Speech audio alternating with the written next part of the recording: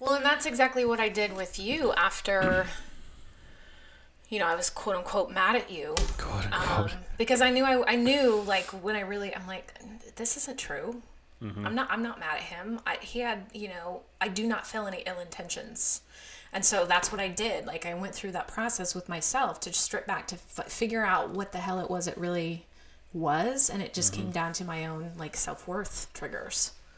And had nothing to do with you at all. That's the crazy thing. It's like, how much time do we spend suffering and projecting crap on other people when it has nothing to do with the other person? Well, it's one of those things where it's really easy to make it about the other person, because what the other person does is they do trigger you. Like Yes. that they do a thing and then you become triggered, and that's the order that it happens. And so it's very easy to assign a cause and effect pathway to that chain of events. But then to say that they're the cause of what you feel, Right. you're making too many leaps there. Yeah. And so while it is really easy to assign them the power over what you feel because they did a thing and then you felt a thing, what you did was you separated those, and you were like, yes, I was triggered, and I was triggered by something that Ryan did, but the thing that I felt when I was triggered was not his doing. Right. It was my doing. And so I played a part in it only insofar as taking you to the water, but then you did the drinking. And that's where you did that's where you did the work to figure out why you felt that way and kind of took me out of the equation. Which is, if people can just get that step down, Oh, that's huge. then that's, half the battle, it feels. Right. That is, and then that's when, if you don't know what to do with it, that's where you go find your tribe, your support system, your counselor, your coach, whomever, to help you figure out what to do with it from there. But yes, and it is our first inclination. Like, we are hardwired that way to place blame. We don't want to own our own shit. There's nothing wrong with us, right? Right. So it's easier to sort of put that blame on other people. So yes, if you can get past that, you are Especially steps ahead. if another person is behaving in a way that you actually feel is morally maligned or wrong. Because then that only galvanizes your ability to tell yourself a story about how their wrongdoing was the cause of all of the suffering that ensued. And that can be true. Someone can do something that you believe is morally wrong or relationally toxic or whatever word you want to put in there. And maybe it's objective that they did behave that way. And then when they behaved that way, you became triggered and you felt a thing. But you still have to be able to separate their actions from your feelings. Yes. Even when their actions cause the triggering that caused the feelings. Their actions and their words are literally just a tool. Right. They're information, Right, it's that you can information use to dig use. into yourself. Yep. We are knees deep in this conversation. We haven't actually started yet. Exactly. Welcome to the True North Podcast. We're two black... One day I'm going to get it. We're two practicing light workers get together every week to continue an ongoing conversation about wholeness and healing for body and mind so that you can live as your true self and follow your true north. I'm Ryan. And I'm Abby. Hello. Good morning. Good morning. Good morning. We have so much to talk about. Wow, we do. There's a lot to unpack today. So I think I picked the topic last time, so you can pick the topic. This could be the Ryan show with as much as I have brought to this to I be saw like, that on your notes. here's what we're gonna. There are so many notes because Yes. I just over the week like they just kept hitting me and I'd write them down and but one of our tribe members asked a very good question on our tribe group about. Well, let me actually just pull it up because it started with a quote from a book. Yes, from Glennon Doyle. Yes. I love this one. Where is it? I'm looking at you. Okay, so I'm just gonna read this. It was a conversation between her and someone named Tish. So Tish says, Chase wants me to join. It's her daughter? Mm-hmm. Okay, I really know very little about Glennon Doyle other than just like the core elements of like her story. But Tish, Chase wants me to join the same club he joined in middle school and I don't want to. Me, so don't. Tish, but I don't want to disappoint him. Me, listen. Every time you're given a choice between disappointing someone else and disappointing yourself, your duty is to disappoint that someone else. Your job throughout your entire life is to disappoint as many people as it takes to avoid disappointing yourself. Tish, even you, me, especially me. Knowing So that that's she's her saying- daughter is huge. Yeah, that's huge. Yes. So the daughter is saying, I'm supposed to even disappoint you. And the mother is saying, yes. Yes, if it Especially means me. not disappointing yourself, then yes. And then the person who posted that went on in the comments and said, I think we're taught growing up that we're supposed to live for others and anything else is selfish. Yes. That's my experience. And then, people chimed in and were like, yeah, that's all of our experience. Like you live, and even like when I very first started going to therapy around a year ago, one of the very first things she asked me was, why are you going to therapy? Because it didn't make sense. And I said, I am a good husband, father, friend, and employee. And I would like to be a great husband, father, friend, and employee. And my reasoning is that if I were capable of doing that on my own, I would already be great at those things. So I'm getting professional help to push me over the edge. And she said, husband, father, friend, employee. She's like, that's what you are? And I said, yes. And she said, those are all things that you are for other people. Who are you for you? I freaking love your counselor. And I said, well, this is actually a different one. The former one, yeah. Yeah. And I said, well, when you get to the end of all the things I am for other people, there's not really much of a self left. And I immediately just broke down. Day one, within the first hour of counseling in my life, I'm sitting there crying. Like, this is just how it's going to be. I'm going to come in here, I'm going to cry. Yep. And, and so since then I've made great, like huge strides in filling that gap in, kind of becoming a self. It has come with cost, a great cost. And it will continue to until the things that it's costing me have been paid. But I wanna ask you about that. What is it really costing you? What it's costing me is I'm having to let go of or let burn social and relational paradigms I've been participating in that did not hold space for me to be a whole person. So you're letting go of that. You're burning it up. Or just letting it respond the way it's going to respond. How is that a cost? Well, because I'm still losing something. Even if you're losing something that shouldn't be there, you're still losing it. And there's security in the predictability of life continuing to be what it's always been. Interesting, though. So it's the way caused... that you're labeling it. Maybe not the word cost, but I guess what I'm losing is... Are you losing or are you choosing? Ooh. Maybe I'm choosing to lose things that I should have lost a long time ago. Okay, that feels better. Because losing implies... This is how I read that. When you say that you're losing things because you're trying to put more of you-centered focus in your life, losing means you have to sacrifice something. And then that can, for a lot of us, trigger our own worth issues. Like, why am I good enough to say no to these other people? So losing implies that you have to cut something off in order to do something for you. And that's negative. Yeah, I don't know that I'm actively cutting anything off so much as just Choosing kind to of let it go? just choosing to choose myself. And anything that I'm involved in my life that doesn't hold space for that is going to react negatively to me choosing myself. And those are the things that I'm losing because I'm choosing to let things go if they don't have space for me to choose myself. Still don't like that. I still don't like that. To me, losing just means I'm going to be without it, though. Like, I don't see losing as a negative thing. You can, like, it's a positive thing to lose a negative thing, but you're still losing it. Maybe that's me projecting my stuff because I could see losing as a negative thing. Surrendering. Okay, surrendering. I like that better. Much better. Yeah. Yeah. So. Yeah, well, and I guess this is a good point to make, though, because if I see losing as bad, there's obviously someone else in our listenership that's also going to see losing as something negative, even though that's not your experience with the word.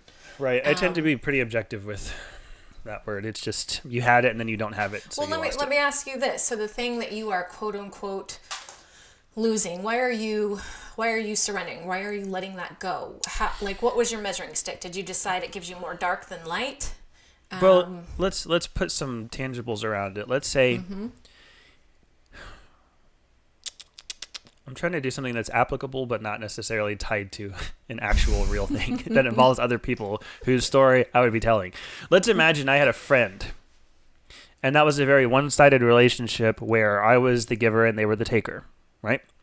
And all of our interactions were predicated on how I could be of service to them as a friend, but I wasn't really receiving anything from that relationship. I think that's something a lot of people can relate to. And then imagine I started choosing myself as well. That means setting some boundaries. That means saying no to them if saying yes to them would mean saying no to myself. Like the book said, disappointing them if it meant having to disappoint myself to satisfy them. Mm-hmm. If the relational paradigm in that friendship was what it was, then that person could either get on board or they would fight back and just reject the whole notion, call me selfish, or do whatever they needed to do to defend their own comfort level with what it was when faced with the threat of losing something that was very much working in their favor. Mm-hmm. And so in that case, in that type of hypothetical friendship, me choosing myself would be choosing to let that friendship die if it means that's the only way that friendship's going to be. Right. If it's either the old paradigm or nothing, choosing nothing. Mm-hmm. So I would lose that friendship. But it was a friendship I should have lost. It was a friendship it wasn't healthy for me to be participating in with that paradigm. Right. It was not in your highest good. Right. And so, I mean, maybe I just need to update my language, but I would still be losing that friendship even if it was a friendship I needed to not have. So, Kathleen Tucci has, I can't remember if we've had so many conversations, I don't remember if it was on the show or not. But she, the way that she talks about this is we have this tendency not to let people go at the time that we need to let them go. So people stay in marriages way too long, way past their quote unquote shelf life, because we have this human desire that we are supposed to stay connected forever. But on a spiritual level, we come into relationships with other people because we're meant to learn something and experience something, and then once we've done that, it is time to actually move on and let go. That's what is technically, let's say, supposed to happen. But then we put on like our human experience and we decide, oh, I can't get a divorce, I would hurt that person if I left them, if we stop being friends. You put all these things on it, and so then you stay way longer than you're supposed to, and then all of a sudden you're both stifled and you both get sick, or one or the other gets sick, or there's a whole host of things that can happen. So I think, what you're saying here and what we are talking about is that part of choosing yourself also means recognizing that you have learned the soul lesson with that particular relationship, and you really aren't meant to stay with that person. Like if that person doesn't stick around and learn something from you, and they choose to fight against it and not be friends with you, then that literally is what it is meant to be. Right. And you still also you also don't want to run head first into that script without evaluating if that's the one that you're supposed to play, because it could be that you deciding to choose yourself then makes them confront the fact that they're not, and they may be in a place where they start making the same shift where you're modeling for them what it looks like to choose yourself, and then maybe they start setting their own boundaries, or they start having a healthier relationship with what it looks like to choose themselves, and then maybe they grow because they saw you grow, and then you both grow into new people to create a new relationship that works better for everybody. Exactly. And so it's not one of those things where you decide that you're growing and they're not, so then it's time to cut them out because you're instantly that's just, you being in your own business means that you're just going to do what you're going to do, and you're going to hold space for them to either do their growing to keep up with you or not. And if they don't, then you don't really have to cut them out, because at some point they'll do it for you. Yes, and I like exactly how you said that, but I also want to point out is when you go into it with, well, they don't want to be my friend, I'm just going to cut them out and not hold space for them, you are still sitting in your ego mind.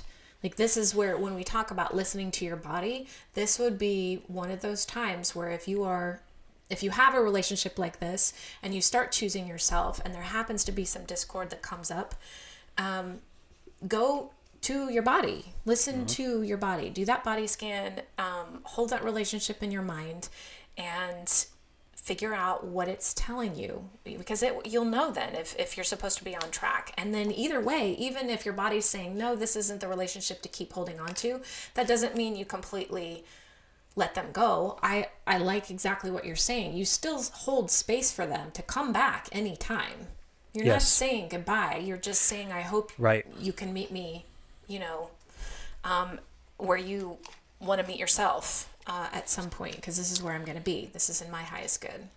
Yes. And that's where we keep coming back to this idea of detachment. Yep. Where you're detached enough to hold space for them to do whatever they're going to do. And it's not going to affect what you're going to do with your life. Mm-hmm. You're going to live in love and compassion and empathy and work as hard as you can to achieve the highest good of everyone that you're doing life with. Mm-hmm.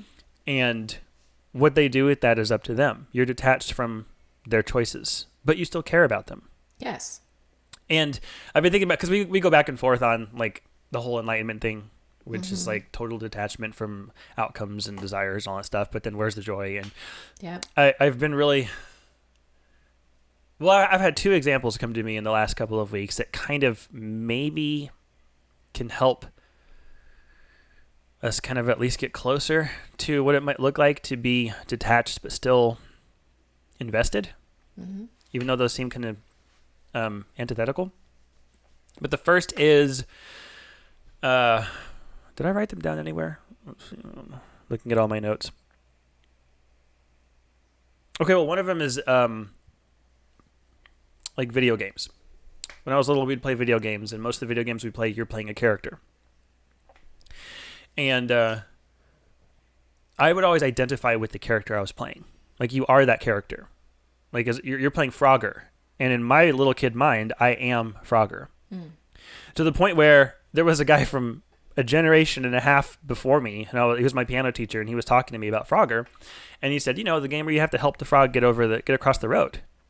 And I was like, the game where you have to help the frog, like, you there and then another. Like, I was thinking that you're playing a character and your character is helping another character. But his perspective was, you're outside of the game and your controls are telling another thing what to do. But that wasn't my understanding. I am the frog. When the frog gets run over, I died. That's the language you use. If you're playing competitive games, I'm going to kill you with my gun or whatever, right? Yeah. And so we just adopted this posture of identifying with the character to the point where I remember we were playing this Sonic the Hedgehog game on Dreamcast, and we were up against the very final boss, and it was really difficult, and everything you learned about how to be Sonic in this whole game had to be utilized in some way to beat this boss, and your timing had to be perfect, and your aim had to be perfect, and there was this really exciting music playing, and so we would just, I remember sitting in our living room, and we would just take turns losing, and when you lose, you pass the controller to the right and give the next person a shot, and we were just going to rotate through everyone who was there until someone fucking beat this enemy. And when your hands are on the controller, your palms are sweating, your heart rate is booming. You have you don't hear people when they call your name because your blinders are in. You're so focused, right? Mm-hmm. Those are all very real physiological responses to something that's not really happening. Yeah. Because then when Sonic dies, you don't go into cardiac arrest. Right. You don't actually think you're dying. There's a detachment there where you understand Sonic died. Yeah. But until that happened, you are Sonic. Mm-hmm. And then when the controller's in someone else's hands, you're still invested. But you're just watching, And so it's this really interesting way to be emotionally invested. You care. You're giving it everything you have. You're giving it the best shot you possibly can. The stakes are high, and you feel it, and you are invested. But you're really not truly identifying with Sonic. And I think that is a place of detachment but investment that we can strive to get to, where you understand that your body is the vehicle being driven by your soul, but your soul is not your body. Mm-hmm. And your experience that you're having, your sympathetic nervous system, your parasympathetic nervous system, everything that your body is designed to do, and all the ways that it's designed to respond and tell you that you're having an experience are real. But there's another part of you that just has a controller in their hand. Mm-hmm. And they're not going to die when your body dies. And the stakes aren't quite as high from out there. But that soul thing, that soul mind, is still invested and still doing its best and still working and connected and cares. So that you can be detached as a person would be from Sonic the Hedgehog, but still as invested as a person would be when playing Sonic the Hedgehog. Mm-hmm. I think someone else in our tribe used a game metaphor to explain something very similar to exactly what you're saying. She's related to you. Did you see that in the comments? Yeah. No. She made a reference to games and exactly what you're saying. No way. When you're in the game, like how many, you don't really die. You just have multiple lives, and you kind of keep coming back, and you learn from your experience from the last time in order to do it better this time. How did I miss that? I don't know how you Where did missed she it, put it? I was like, you are saying the same thing that she is saying. I'm looking for it. It's in one of the comments on our page. Man, this apple did not fall far from that tree. Yeah, exactly. So, but you're right. And I loved that, because we've all played video games at some point in our life. And so that's such a great metaphor to explain exactly what we're trying to say, where you can stay in your business, have that attachment or detachment from the outcome, but still meet somebody where they are and have love and empathy for that other person, and do hope that they find and strive for their highest good. Yes. Yeah. And part of it comes from you, and this is a really tricky thing to do for people who don't believe in the existence of a soul. I don't understand how I could mentally or emotionally even get there if I didn't believe there was a non-physical component to my being. You know? Right. Yes. There's someone that I went to grade school with. It's a very strong atheist and just doesn't believe in anything spiritual whatsoever. And I cannot get my head around it. I just cannot. I have way too much evidence to even fathom the idea that we are just human bodies that die and decay at the end of our life cycle. I have a hard time with that. So here's the question though, because the one thing one theme that came up when this quote was mentioned is the idea of being selfish. And yes. So, there's kind of a theme that I've heard a lot lately, in people that I've been speaking with, is that leaving that relationship that is not working for them. So if I'm leaving a relationship that doesn't work for me, that makes me selfish. Like, that's what I'm hearing. Well, I'm selfish because I no longer want to be in this relationship. So the question I have though is so what you're saying then is you staying in that relationship is in their highest good and not in your highest good. And then you're sitting in their business. Well, here's the other thing. Even if it's a one-sided relationship where you're giving and they're taking, that's not in their highest good either. Exactly. It feels advantageous to them because they're getting what they want moment by moment. Mm-hmm. But it's also setting a precedent of a certain type of relationship that is not healthy for anyone to be a part of, regardless of what side of it they're on. Mm-hmm. And so I don't know that staying in that kind of relationship is in anyone's highest good, but that doesn't mean the only answer is to leave it. You can also work to change it. Correct. But you can't change them. You can only change yourself. I heard in another podcast I was listening to this week about how when a relationship dynamic isn't working for someone and that person brings it up, the other person's common response is that you're trying to change me. Mm. And honestly, that's the response because that's a lot of times what we do. It's not working for me. I need you to change to make this work for me. Yes. And in this podcast, the person who was talking said, it's more about I'm trying to change the environment that we share. Mm-hmm. And I'm trying to contribute to that environment. And I need you to also contribute to that environment. Mm-hmm. And we at least owe it to each other to contribute to the shared environment that we both live in to make sure it's something that works for both of us. Mm-hmm. And so if you're in a relationship dynamic that's not working for you, that doesn't mean that you need to change and get over it and just deal with it. It doesn't mean that you need to go to them and say, hey, you're the problem. You need to fix it. You just need to pinpoint with them that this dynamic isn't working. And honestly, if you're in a relationship, if it's not working for one of you, it's really not working for either of you. Right. And then say, how can we come together and partner to make one that works better for both of us? Right. And I just don't think it's selfish to say, hey, this isn't working for me. Right. And that's the point I want to make. I think, and if we have to say it this way, I don't like this labeling, but being selfish is being in your true north, because that means you are standing up for yourself. You are you are aligning with love and light. And if you are doing that, then you realize that what you are contributing to that relationship that may be in discord at the moment is not in either of your highest good. And so you want to align more with your true north to, as you said, because I really like how you said that, change the environment of the relationship that they're both in. To me, that would be like the greatest act of love, and not selfishness. Well, I also think it's maybe... See, again, I have a problem with the word selfish because I don't really see a negative connotation with it anymore. I was raised Southern Baptist, so of course there was a time that it was a very bad thing to be selfish. But then as a teen, late teens, I realized that God, it's like God's selfish. God wants all of the glory to go to God. And all the humans are like, that's where it belongs, But then God's like, you worship me first. I come first. I come before you. I come before your kids. I come before everybody. And if a human being acted like that, we would call them selfish. And so God, the traditional view of God and the commonly shared understanding of Christianity is selfish. And so if we're supposed to be like God, fascinating. But we're not supposed to be like there's a disconnect there, right?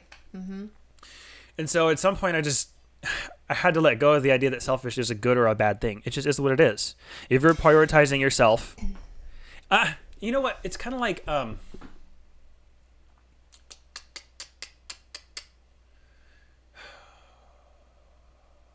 was I gonna say? We had this conversation in a tribe call a while ago, where if your significant other says you're too much or too little of something, what they're really saying is that you're too much or too little of it for them. Yes. Right? I was trying to think of the exact example. I don't remember. Remember how we were talking about that? Yes. And so I feel like selfish is a word that you use when someone is prioritizing themselves more than you would like them to. I think that selfish, if someone labels you as selfish, that is a judgment. And all judgments are really just a projection of a problem that you have with yourself that you don't that the person doing the judging has. Correct. Right. So if you're engaging in self-love and self-care. Yeah. And I say you're being selfish. The reason I use that word is because I have a problem with how much self-love you are giving to yourself. How much love you're giving to yourself. Even deeper. You have a problem because you want to love yourself in the same way that I'm loving myself, and you can't or don't know how. Jealousy, envy, fear, right. And so selfish is a word that people will use when they themselves are dealing with something in the arena of selfishness. But then you do something that they want to do themselves, but can't, don't, won't. But here's the other side of that is that some people actually are selfish. Like some people are just like, if you have narcissistic personality disorder, you're going to make everything about you, even if it's not about you. And your entire existence is going to be filtered through you being the center of it all. And that's, I mean, the best word that we have for that type of behavior is selfish. Then you just made selfish negative. Well, that's what I'm saying. Selfish is a negative word. People only use it when they mean it negatively. But there's some people whose behavior actually is. Like it's to the detriment of them and everybody else, the way that they make everything about themselves. See, or just don't think about other people in general. Right. Or consider their experience. Why is that? Because to me, that's how I feel enlightenment is. Not narcissism, but that is. Well, okay, I think the difference is there's just like this blanket of unattachment. Here's what the difference is. If you are staying in your own business, things that are not your own business are not part of your equation at all. If you're a narcissist, things that have nothing to do with you are still part of your equation, and you think they have to do with you. You are taking everything and making it your stuff. Whereas if you're in a place of enlightenment, you just don't carry things that are not yours to carry. Right. So they could both be described as being all about you, but Yes, You know what I mean? and they are very separate. They are, and I'm definitely not saying that they are one and the same. Narcissism is, but I don't. Okay, narcissism is like a really big soul lesson that you are here to learn. If you are a Right. narcissist, you are in a major transformation. Right. But it should not affect me. I need to and should respectfully not give a shit that you are a narcissist and make everything about you. I'm going to choose to engage with you or not engage with you based on what's Right. in my highest good. But I don't think that if I'm still calling a narcissist selfish, then that's still me projecting a judgment on that person instead of just seeing them as they are, which is Lawrence's Okay, big soul so lesson. now you're challenging me because since I called my narcissist job. selfish, what that does is it tells me that I have some narcissism to deal with in myself. And that's why I'm judging them and calling them selfish. Thanks a lot, Coach Abby. Full circle. Yes, sorry about that. But yes, I am. But- I am challenging you. Like enlightenment I see as like a magnet that repels everything, and only the thing that is the magnet stays where the magnet is. And narcissism is like a magnet that attracts everything and says you are all a part of me. My experience is the experience, and you're all just a part of it. Yes, and that's not necessarily healthy. No. Am I in? Are you thinking about yourself being a narcissist? I'm not listening to you because I'm thinking about myself. Yes. Oh my gosh. And that that was the other thing is day 2 of counseling, week number 2, she asked me again, why are you in counseling? And I said, well, I think maybe I might actually be a narcissist because I heard someone describe narcissistic personality disorder, like the classic definition, and it was just a whole list of attitudes and behaviors. And I was like, that's all me. That's how I am. And so I asked her, I was like, I think I may need a professional to just like formally diagnose me as a narcissist so that I can, get the proper help that I need. And she goes, you're not. And I said, you didn't ask me a question. Like, you didn't give me a form or something. Like put me through the process. And she goes, I can tell you're not a narcissist because narcissists don't ask if they're narcissists. Yeah, exactly. Yeah, that's exactly right. It doesn't mean I don't have narcissistic tendencies, though. Sure. Right. But so I think, like, to go back to kind of refine this just a little bit, like there should be no such thing as selfishness if you're living in your true north, if you're living in your light and sitting in your own power and sitting in your own business. There is no such thing as selfish. You are choosing not to disappoint yourself. You are modeling that for everybody else. That also means you are meeting people where they are. You are showing empathy. That doesn't mean you get caught up in their business.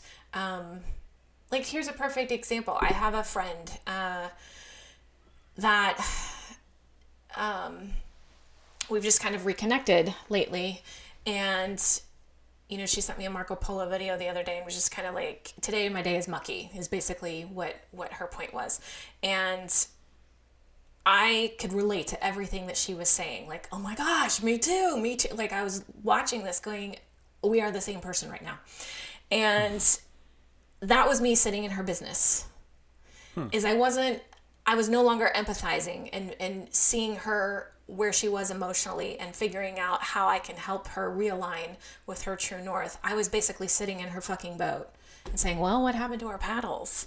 Like, I was like, yes, me too.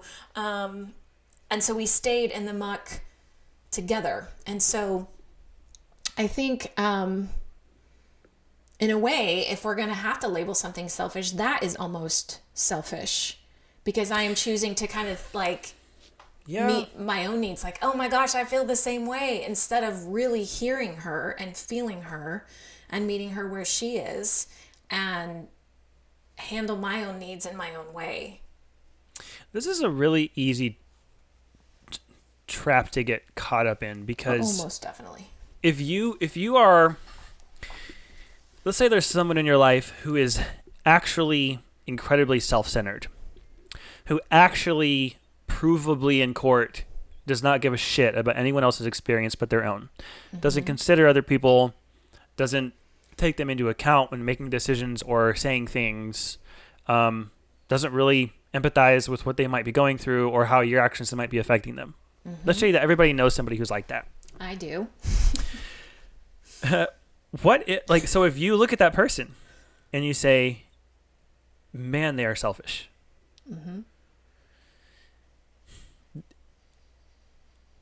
Does that always mean that you, the observer, are dealing with your own selfish tendencies that you're projecting onto them? No, well, because you use the word selfish. yeah. Like if that person, like, that's really how they are.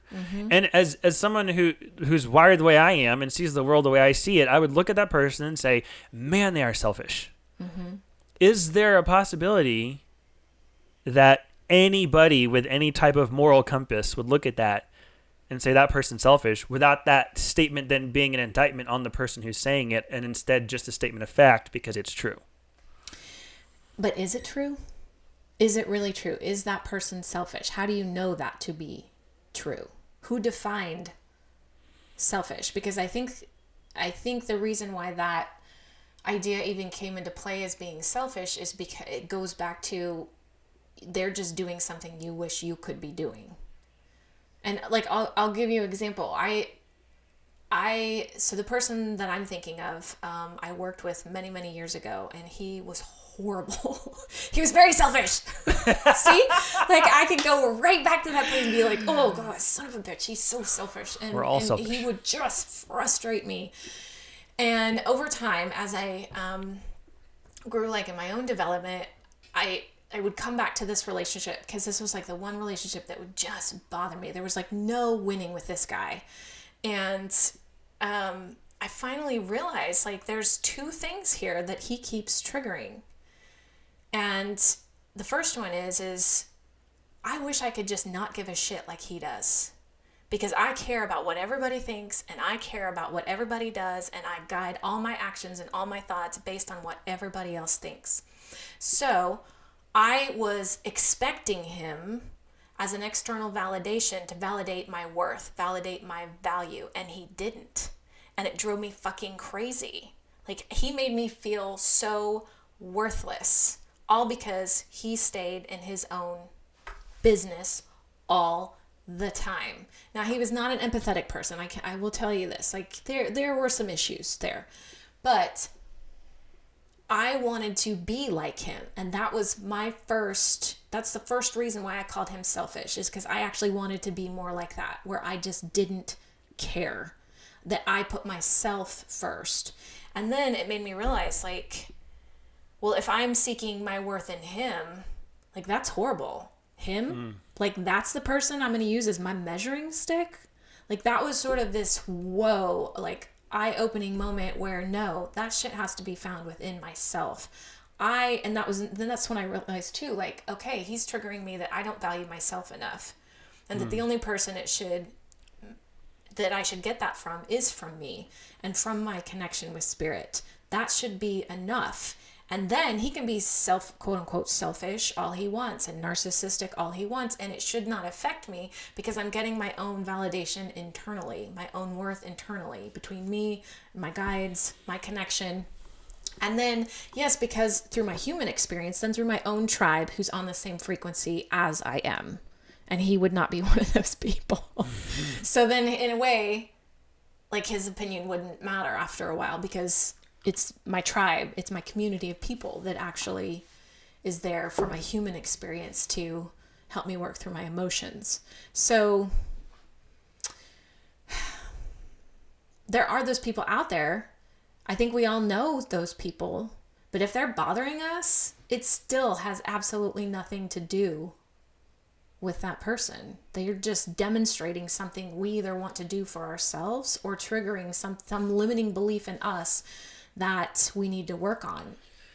And ideally, we'll use that information as a tool to help us get to a place where their self-centeredness doesn't bother us. Yes. Because they're just on their own journey and they are where they are. And we can either continue to choose to do life with them or not.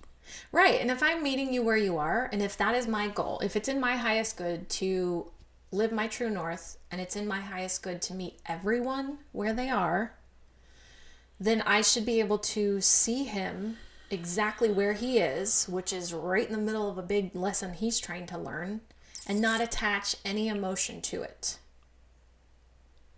Now, I hate this. Can I model growth for him? Absolutely.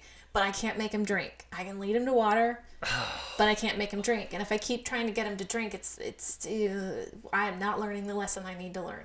I don't like the idea that when I observe someone else being self-centered, it's not just their fault for being that way. Yeah, I just want to hold people to a standard and say, don't.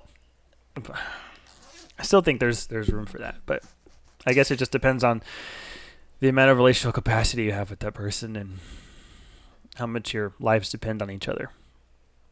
Right. Now, yes, it's a different story if it's somebody you're related to, if it's somebody you have a deep relationship with, a spouse, a kid, a parent, yes. I mean, it certainly changes. Like I have a friend who truly believes, she's my age and her mother's a lot older, but truly believes her mother is undiagnosed narcissist, and how much it affected her childhood. And now like in working with her therapist, going back and unpacking all this and she's finally come to this observer place, which I absolutely love. Like she has that fantastic therapist that allowed her to see her mother for what she was and not be attached to that. Know how it wired her, know how it triggers her now. But having that information has saved her so much suffering, because now she can say, okay, that's not mine. That's mom being a narcissist. That is not mine, and I'm not owning it. Well, that just goes back to this idea that keeps rearing its ugly head as I continue to go throughout this experience, that in relationships, not just romantic and intimate relationships, but like friend relationships, business relationships, every relationship you find yourself in some way you attracted that person into your life because it's you trying to relive and repeat patterns that you experienced in your childhood that you haven't yet processed and dealt with. Mm-hmm. So, I mean, how many times have we been on a tribe call and someone will talk about some coworker or friend, and then by the time we're done with the conversation, it's always their mom or their dad. Right. It's so then you just go back, and that goes back, and that comes back to like, we haven't actually talked about this explicitly as its own topic, but it keeps coming back about just bring it home. Like you're looking to somebody else to love you and tell you that you're worthy of love, when you just bring it home and love yourself and understand that you're worthy of love because you are. Mm-hmm. You're looking for someone else to have compassion on. You have compassion on yourself. You're looking for someone else to give you worth and value. Well, give yourself worth and value. Like all of the things that we look to other people for.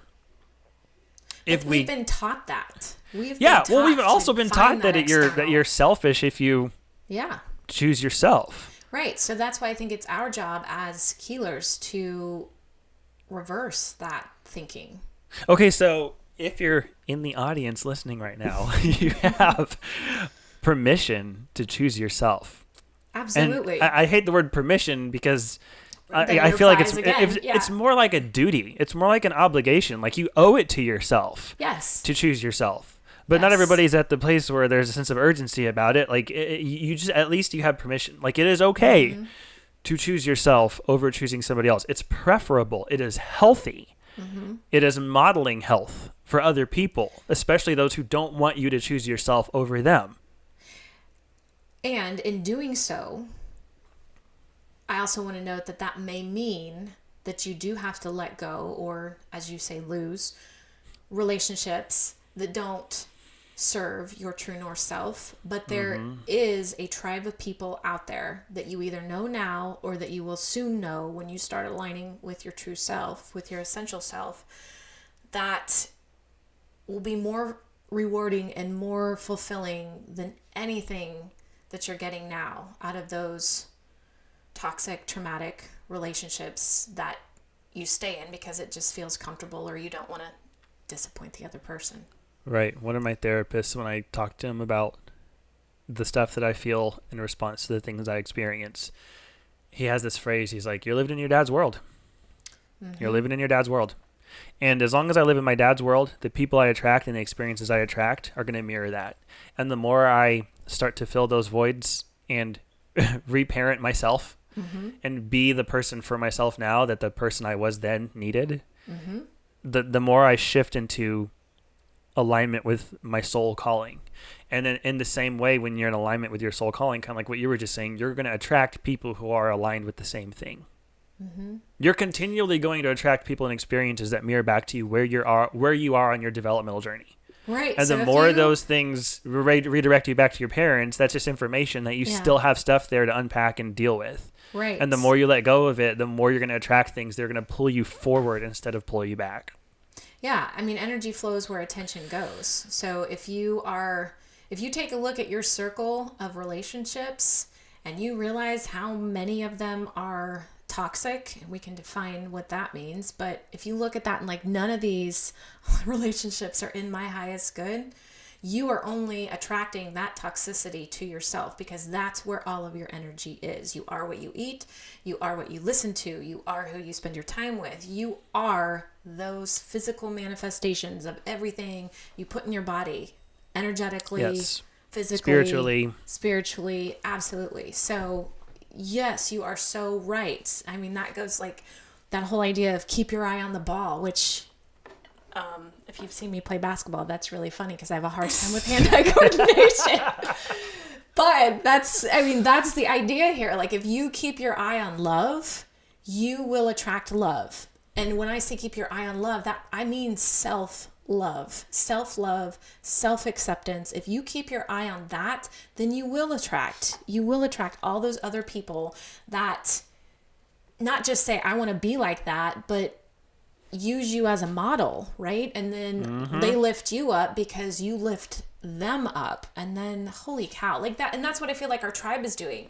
If any of the stuff that we're saying is resonating with you, then you are our tribe. Join us. We are your people. We are the people to, have vulnerable days and unpack all this stuff and not judge you. And if we do, then we'll be like, okay, this really has nothing to do with you. I need to take a look at myself. And, I think that's the biggest struggle is, as you said, just the permission for people to love and accept themselves and then let go or work on changing the environment of the relationships that are no longer serving them. Yes. And as we've talked about modeling, because that comes up a lot, there's a quote, I just looked it up on Goodreads. I heard it before. I didn't know where it came from, but I wanted to attribute it. And this says it's by Rupi Kaur from a book called Milk and Honey. Oh, but the quote is, you know what that is? It's how you love yourself is how you teach others to love you. The way you love you models to other people how to love you. And what's interesting is, and this is homework for everybody, go back and look at every, especially intimate relationship that you've been in, but every person I have dated that has not worked out, that has been abusive, that has been XYZ, is a direct relation of how I was seeing myself at that time in my life. So yes. Same here. 100% same here. And then also, when, I'm not going to say if, I'm going to say when, and I'm just going to speak into the universe that everybody who hears this is going to wake up tomorrow being like, I love myself, and here's what that looks like. When you begin to choose yourself, you're going to get pushback from people. Yes. It's just going to happen. And one of the things I heard over the past year is, you're choosing yourself instead of us. And my response was, no, I'm choosing myself and you. Yes. Before I was only choosing you. Husband, father, friend, employee. And now I've just put person in the mix. And because that shifted my center of balance away from something that wholly served you, it feels to you like I'm only serving me. When in reality, I'm trying to serve both of us and just prioritize me.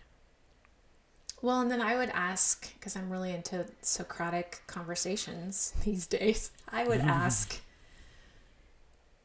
so why are you needing me to validate whatever, XYZ? What is it in you that's tied to me choosing you? Yes. That makes you feel validated from me choosing you, and why is it my job to validate you? Right. And that may open a conversation, well, because we're married, or you're my sister, or whatever it is, but it at least opens the door to maybe shedding light on helping them do their own work as well. Right. Well, here's the other weird thing. When you talk about relationships and marriage, like, it occurred to me that given a situation where two people love the crap out of each other, right?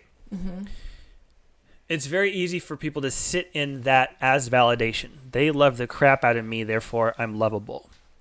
And then the second they stop exemplifying that, for whatever reason, you stop believing you're worth love. right? Yes. Yes. But the same equation could produce a different output with a little tiny tweak in perspective, such as you have both people loving the crap out of each other.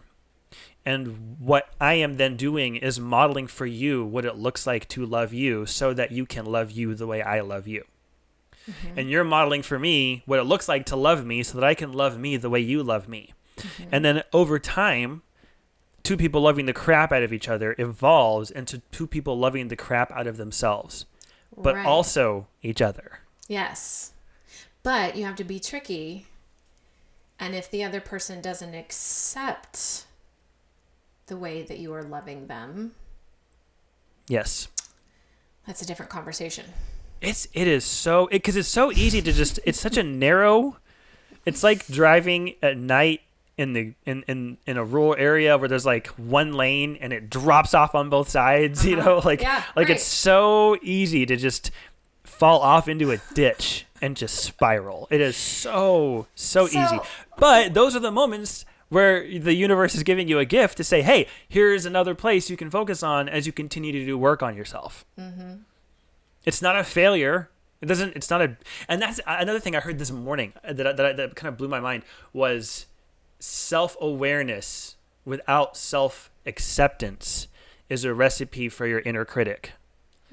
It does not matter most how definitely. self-aware you are. We place a lot of, Right. like, it's a good thing to be self-aware, and you're really, really woke if you're self-aware. But if you don't accept what you are aware of when you are aware of yourself, that's when you become your harshest critic. And Your every inner single lizard. time Oh. you fall off the wagon or make a mistake, Yep. then you're the thing that beats yourself up over it. Yep. So you have to have compassion for yourself.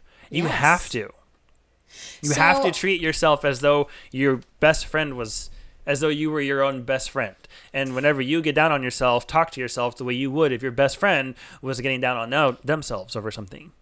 Right. And a lot of people really struggle with this. Like in all the time that I've worked with clients, that's incredibly hard to do, especially just overnight.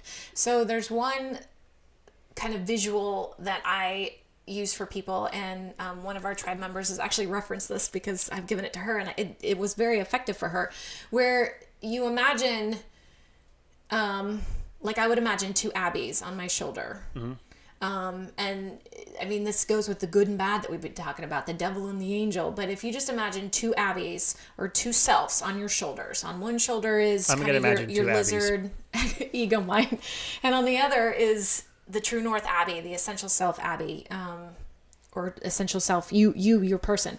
And so, you know, without that acceptance, the only one doing the talking is that ego mind, that lizard self that's sitting on one shoulder. So for me, I even go deeper. It's like I literally know what my inner lizard looks like. I've told you this. He looks like Disney's Figment. And so Figment sits on one of my shoulders, and then like this most beautiful version of myself sits on my other shoulder. So then when I'm having a hard time with self-acceptance, I take myself in the middle completely out of it, and I let these two on my shoulder do all the talking. So Figment is having a conversation with True North Abbey, and True North Abbey always wins. But then it's like it's a lot easier for me then to accept, because I'm like, yeah, what she said. Yeah, what she said, right? Like I can kind of, it's a lot easier for me to find that self-acceptance when I see it coming from something sort of outside of me, but it's still my highest good person. You're becoming the observer. You're becoming the person with the controller in their hand watching it play out on a TV screen. Yes. The tool that I use, that I don't know that I have to use it very much anymore, but the one that really got me through a lot of tough times was if you are choosing yourself and you are telling yourself that you're selfish or that you shouldn't or that it's wrong because you shouldn't be, right? Imagine someone very close to you you care about a lot in your situation trying to make the decision that you're trying to make to choose themselves. Yes. And imagine that they're telling you everything you're telling yourself. Man, I'm really conflicted, and I don't know, and I owe this to this person. I owe this to this person. I have a duty to this person. I can't let this person down. I can't disappoint them. What would you say to that person? You would 100% be like, hey, fucking choose yourself first. Or else there's no self to go around to all the places you're trying to dole it out to. You would say that in a heartbeat. Absolutely. And so say it to yourself, because you're just as valid and worthy of love as those people that you love and validate. Yep. And that's our hour. Choosing yourself is the best way to love anybody else. Yes. In every way. Yep. It's you have to. It's a responsibility. If you want health, relationships are only as healthy as the least healthy person. Yep. And if don't be that person. Right? If it is, then start choosing yourself, and that will be the beginning of your path to be more healthy. Yep. Even if it means completely losing an unhealthy relationship. Right. And then find your coach, find your tribe, find your counselor to help walk you through that. Because that's the other part about human experience that I'm really finding that is community. Like, we are meant to connect. And so once you've discovered this and you're like, wow, I'm the weakest link, you don't have to figure it out alone. And that's not a judgment. That doesn't mean that you're a terrible person. It just means there's an opportunity for you to do the growth that, by the way, you came here to do. We all came here to do this growth. Yep. Yep. And everyone's trying to do it. And what a gift. That's how, and I tell you all the time, well, what a gift. But it is. It truly is. For you to figure out that you are the weakest link is one of the biggest gifts that you could ever receive. Because now you know exactly where to start. As long as you have compassion on yourself. Yeah, absolutely. And surround yourself with people who have compassion on you, because then they'll model for you what it looks like to have. It all comes back to doing it yourself and modeling it for others, and other people modeling for you. It's all the same thing. It's just, your tribe is going to show you your highest good, help you see that. Exactly what you were saying earlier. So, yeah. And you're right. There's our hour. Yeah, it's over. It's gone. Flies by. I do want to, we keep talking about tribe. I do want to plug our tribe. Yes. We do have a tribe. There's a link to it in every single thing. Mm-hmm. It's growing a lot. There's still a couple people that I think are about to join soon. Our calls are fan-fucking-tastic. In fact, most of the things that we end up talking about on this podcast on Thursdays come out of conversations that we have with our patrons on Tuesdays. Yes. That's where we do actual live coaching. That's where we have connect. And the cool thing that I don't know that I really expected is that almost everybody in our tribe is connected to just about everybody else. Oddly, like, they'll be like, hey, I was having a conversation with this other person. And I'm like, right, you guys, you wouldn't know each other if you weren't like part. But now they're just taking off and building relationships outside of the Abby and Ryan world. And it's so cool to watch. Which was our goal. Right. Yeah. Bring people together. People have shared so many. I shared something about me 2 days ago that I didn't think I would ever share with anybody, and raised the bar of awkwardness so that nobody else could beat it. And it was great. It's a super safe place for all of that kind of stuff. We do that on purpose. We do that intentionally. So if you are looking for a tribe like that, we have one for you. And and we're taking them all on a retreat this weekend to go hang out with Kathleen Tucci, who we interviewed. If you haven't listened to that interview, it's fantastic. And we're all going to go spend all day at her house. So. Yes, I know. We're going to learn so many good nuggets. And just to plug, we've got some really good interviews. We've got a medical medium that we're going to be interviewing soon. We have an intuitive healer that we're going to be interviewing soon. So I love it. We are growing. We have some awesome stuff in the works, you guys. But our patrons are getting the most benefit for sure. Yes. So. Yeah. Oh, we did not do gratitude. Yep, gratitude. Go. I am so grateful that I found a school for Patrick. Yay! Yes, we found a school for my son that aligns with our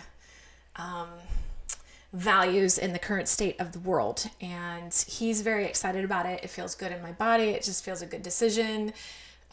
Just all around. I'm grateful that the people running the school, had a passion and a drive to create a school and to do this work, that they listened to their calling and they're following it and they're staying in their power, and it's working. And now my son gets to kind of be a part of that and grow as a human outside of his parents and his family of origin. So I am just beyond grateful for that.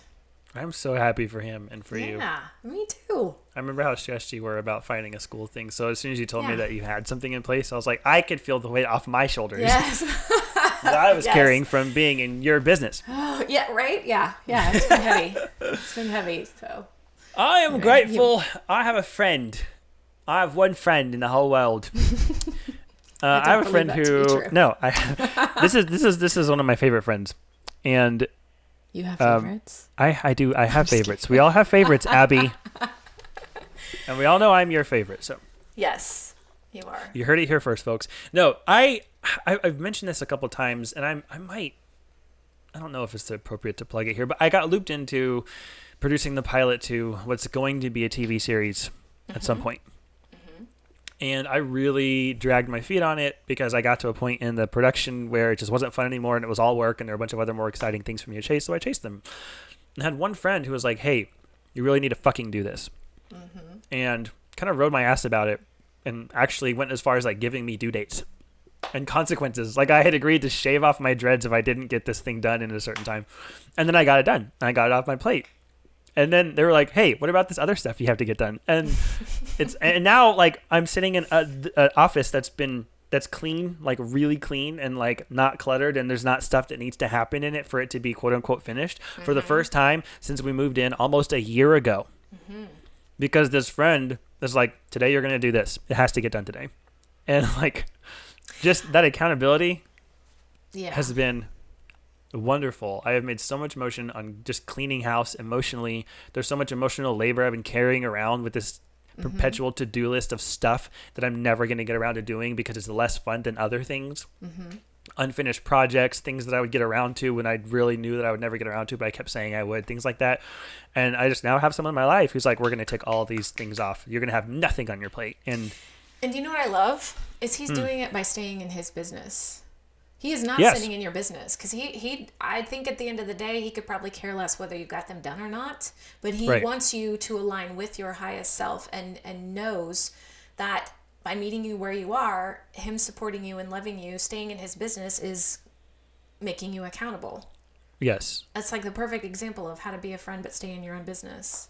I think did I mention that before? Yeah, we talked about him last time. He is a perfect example of a lot of just the best ways to live. Like I am in awe.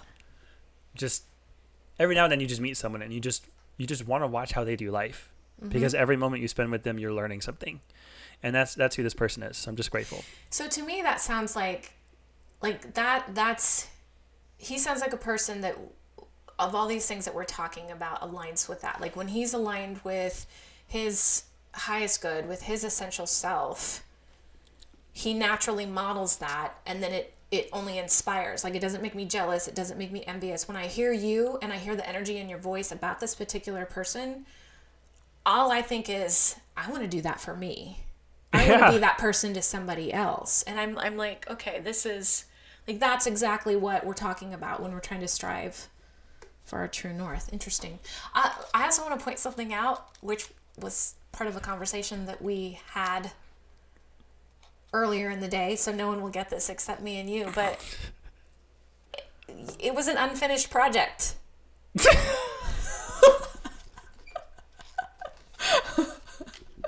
See, there is no...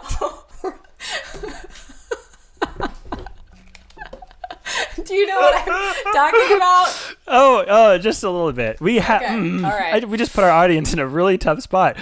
Oh my God. And I might be really red if you're watching this video. But it was that, right. It's like you had to release the project. You had to get it off your plate. Yes. Okay. There's an example.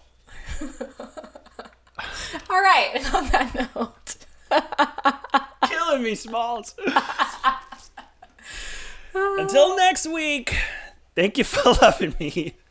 Thank you for being there.